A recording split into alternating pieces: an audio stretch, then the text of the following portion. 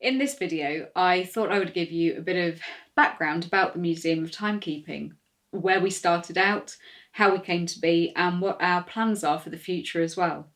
I'm going to do this in a series of 4 questions, which my glamorous assistant Dan is going to read out to me. Off we go. Why was the BHI set up? The BHI, the British Horological Institute, was set up in 1858, and it was set up as a direct response to a series of threats that the British horological industry were facing. Firstly, Britain was not quick off the bat when it came to revolutionising the way that it produced watches and clocks. In the 18th and early 19th centuries, British horology was really at the forefront of the horological world. We were producing, as a country, the best watches, the best clocks. We were the best in terms of precision timekeeping as well. But we weren't mass producing these items. We were very much working on bespoke pieces, especially crafted pieces for individuals, rather than the mass production market. It wasn't until much later, really at the beginning of the 1900s, that we began looking at ways that we could encroach on this market, and that was simply too slow. By the 1840s, both Switzerland and the United States had begun mass producing watches, which meant for the first time anybody could buy a decent pocket watch that would be an accurate timekeeper, really for just a few pennies. The second major threat to be facing the industry was the way in which horology was taught.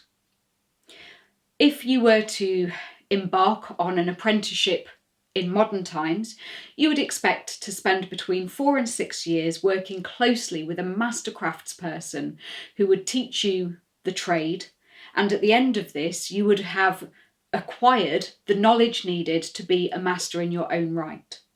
Not so much for horology in the 19th century, where an apprentice could expect to spend anywhere between 8 and 20 years working near to a master horologist, but not learning necessarily directly from them. While those relationships did exist in some cases, it was far more common for apprentice horologists simply to have access to the workshop and workspaces, meaning that they were almost teaching themselves, which led to a very ineffective way of knowledge sharing. The founders of the British Horological Institute realised that coupled together, these were not conducive to effective working, especially in an ever-changing working environment during the Industrial Revolution. They set up the British Horological Institute first and foremost to educate people about the skills, crafts, art and technology needed to build a watch or a clock or a timepiece. They also set about trying to amass a collection of watches and clocks and timepieces, ephemera, tools, and also a library, so that they could show the public what it was to be a horologist and what horology meant to society. Along with this, they also set up a series of lectures, again specifically looking at sharing knowledge and information. This, coupled with their distance learning course, which was taken up by students all over the world, really set the British horological industry in much better standing on the world stage. How did they end up in Upton Village? When the British Horological Institute was formed, they first bought a property on Northampton Square, which is in Clerkenwell in London. In the 19th century, and for many hundreds of years before, Clerkenwell was really the centre for innovative technologies around horology. The Clerkenwell building was perfect for their needs at the time. The British Horological Institute then were just running the correspondence courses, where materials and textbooks were sent out to students who then did the work in their own workshops and returned by post. However, they wanted to branch out. Not only did they want to branch out, there were some issues with the building itself. Although it didn't receive any direct damage during the Blitz, the row of buildings that it was a part of did, And this meant that slowly but surely over the next couple of decades, the cracks quite literally began to appear in the walls. Those people who I know who remember the Clerkenwell building remember well that by the time the BHI left that building, you could get your fist into the cracks in the walls on the upper floors. The price during the 1960s to get that building renovated so that it was fit for purpose was astronomical. We're talking well over £100,000, which in the 1960s was simply insurmountable for the BHI. They began to look further afield for buildings that might suit their purposes and enable them to branch out into new areas. By this point as well, the Horological Institute weren't just located in London. They had branches all over the country, from the south coast right up to Scotland. So it was decided that perhaps somewhere more central would be suitable for the headquarters. Nottinghamshire seemed like a good fit. It's pretty much central to everywhere in the country. And when Upton Hall came on the market for the princely sum of £32,000, they realised that they really weren't going to get any better than that and snapped it up. It needed a lot of work doing. It had been left empty for a few years.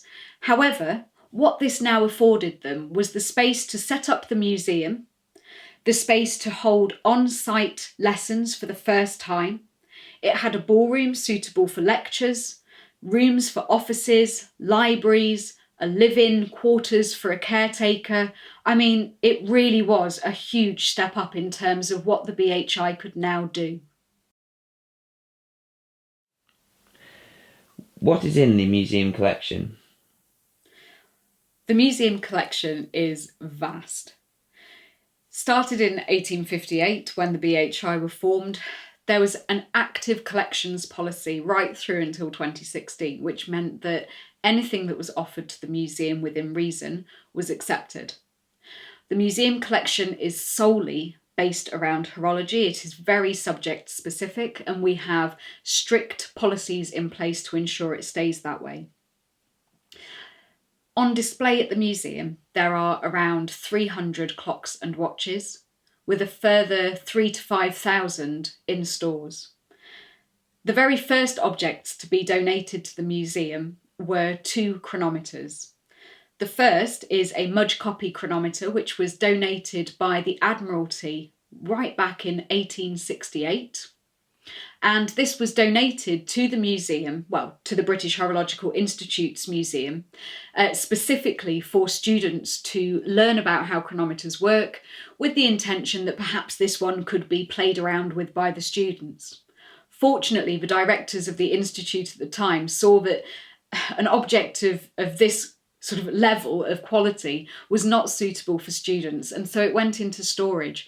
It remained in the safe at the museum until 2020, when it came out on display for the first time. It's one of only a handful of Mudge copy chronometers known to still exist, and it is a very fine precision scientific instrument. The other chronometer is a Thomas Earnshaw chronometer.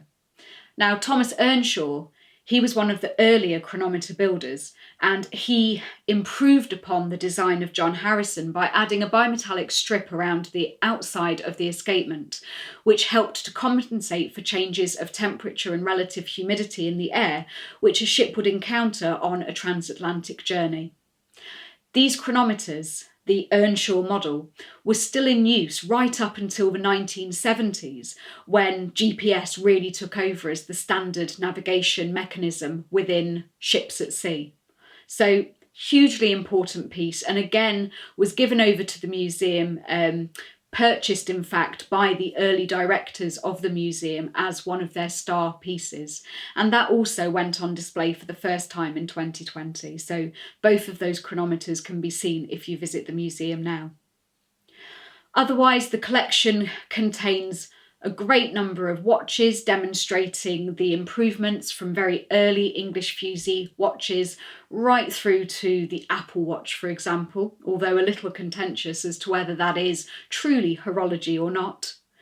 We also have the world's only complete collection of speaking clocks, a number of wonderful church and public clocks ranging from the 1680s. We have a Richard Roe of 1686, which is a door frame church clock.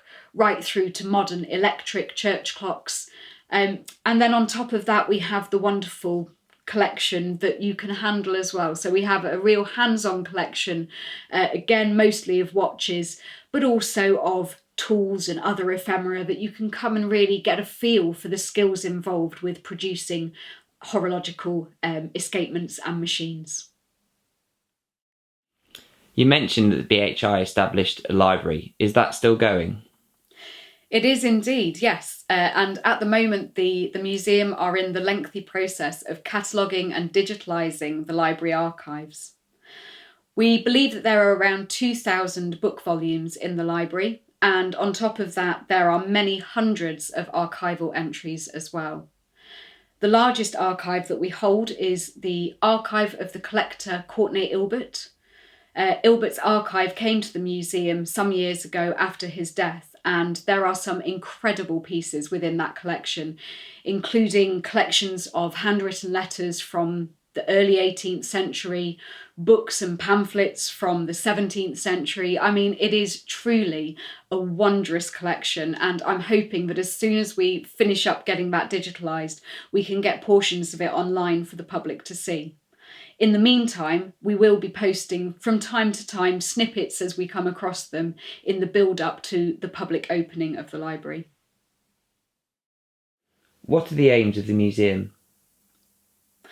Over the last few years, the museum has worked really hard to improve accessibility, to improve the number of days that we're open, to improve and update our exhibition spaces as well, to ensure that when people visit, they are seeing inclusive and up-to-date interpretation, really showing the best of what we are. We are a museum who are here to teach you and show you how interesting horology is, and that it's not just about the technological advances, as important as they are, but also there are some fascinating social history stories tied in there as well.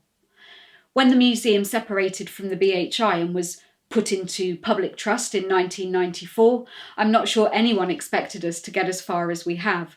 We're now open 2 days a week, and with a programme like this of digital content, we're hoping to reach wider and wider audiences all the time.